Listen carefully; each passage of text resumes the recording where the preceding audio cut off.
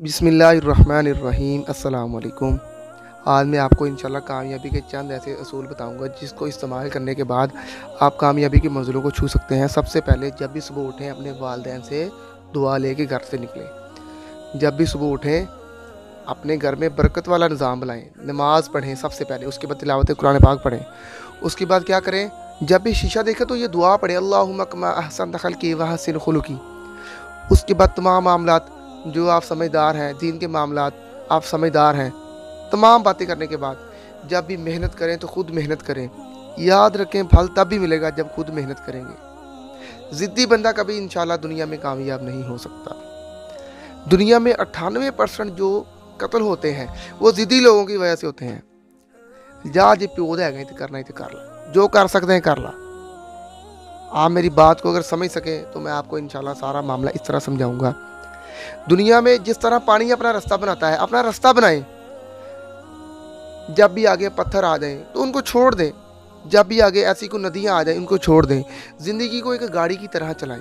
गाड़ी जब भी चलती है आगे खड्डा आ जाए, आगे जंप आ जाए, स्पीड ब्रेकर आ जाए, वो स्लो हो जाती है, आप तब स्लो हो जाए। अपनी कामयाबी की मंजिलों को स्लो कर लें।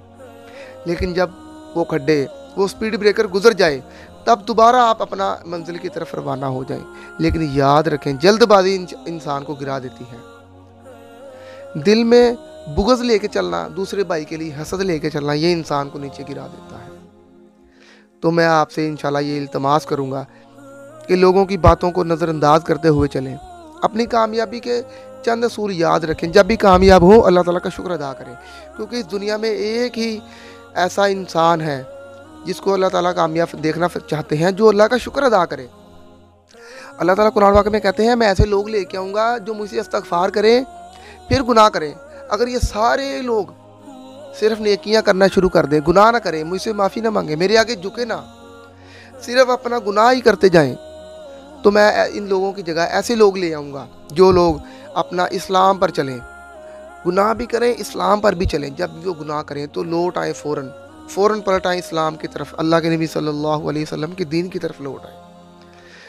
तो आप इन तमाम मामलात को समझें, फिर इंशाल्लाह इन मामलात को अपनी ज़िंदगी में लेके आएँ। हमें दें इजाज़त। वस्सलाम व रहमतुल्लाहि व बरकातहू।